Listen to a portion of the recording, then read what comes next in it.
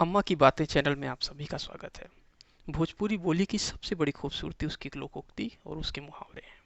इस चैनल के माध्यम से हमारा प्रयास है कि विलुप्त प्राय हो रही संस्कृति को संजो कर रख पाएं। दोस्तों, मेरा नाम है नित्यानंद दुबे और इस वीडियो में मैं साथ हूँ अपनी अम्मा श्रीमती प्रभावती देवी दुबे के साथ।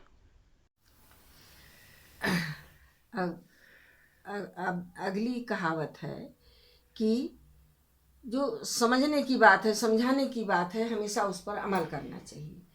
कि कहा गया है कि झगड़ा करे तो सील राख के और खेत जोते तो मेड़ राख के।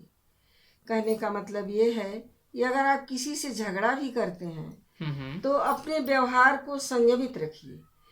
इतना कटु मत बोलिए कि हमेशा के लिए सीमा समाप्त हो मतलब जाए, वापसी की गुंजाइश रहे। गुंजाइश ना रहे। और जब हाँ, वापसी हो तो शर्मिंदा ना हो। ना हो। गलत आचरण नहीं करना चाहिए, गलत व्यवहार नहीं करना चाहिए। कहने का मतलब ये है कि अगर मान लीजिए कि दो लोग हैं, दो भाई हैं, जो भी हैं, अगर उनका आपस में खेत एक जगह है, एक समान है, तो अगर खेत को जोता जाए, उसकी उपज किया जाए, तो मेड़ को नहीं तोड़ना चाहिए। मेड़ हमेशा रहना चाहिए, तो जिससे सीमा बनी रहे। सीमा के बाहर कोई भी काम नहीं उचित होना नहीं है। चाहिए। ठीक इसी बात को है। कहते हैं कि झगड़ा करे तो सील रख के और खेत जोते तो मेड़ मेड़ रख रहा के। के। अगला मुहावरा बताइए। अगला मुहावरा है कि घरे दिया बार के तब मस्जिदी दिया बार।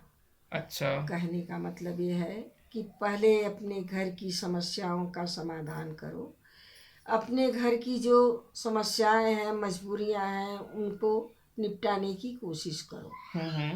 ऐसा नहीं कि तुम्हारे घर में 1000 काम है और तुम चले गए अपना समाज सेवा के दूसरे की लिए। समाज सेवा करने के लिए। हाँ, अपना काम निपटाओ तो दूसरे की मदद करो। अच्छी बात है, मदद करना बहुत अच्छी बात है, लेकिन पहला अपना काम निपटाने के बाद। इसी को कहते हैं कि घरे दिया बार के तब मस्जिदी दिया बारो। ये उचित तो अगला कौन सा मुहावरा है। है?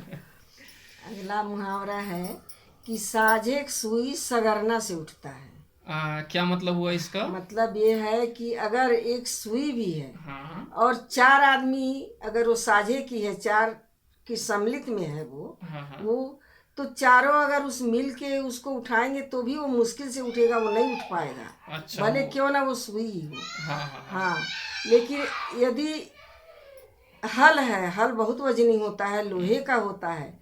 अगर जिम्मेदारी एक को दी दी जाए तो वो आसानी से उठा लेगा, उठा क्योंकि वो लेगा। जानता है कि ये काम हम ही को करना है, ठीक बात है। इसको हम ही करेंगे तभी होगा। कि वो मतलब समझता है ये मेरी जो जिम्मेदारी साझा है। का काम है उसमें सुई भी इतनी भारी हो गई कि ना भैया ना, बहुत भारी है, हम नहीं उठा सकते। हाँ, इसीलिए कहते हैं कि साझे की सुई भी वजन ही हो जाता है, वो जल्दी नहीं उठता है। और एक आदमी के जिम्मे अगर हल भी रख दिया जाए, लोहे का वजनी, तो भी वो आसानी से उठा सकता है। इसी को कहते हैं साझे की सुई सगरना से उठाना। वो साझे का है, चारे की सम्मिलित चीज है, एक दूसरे पर टालने की कोशिश करेंगे।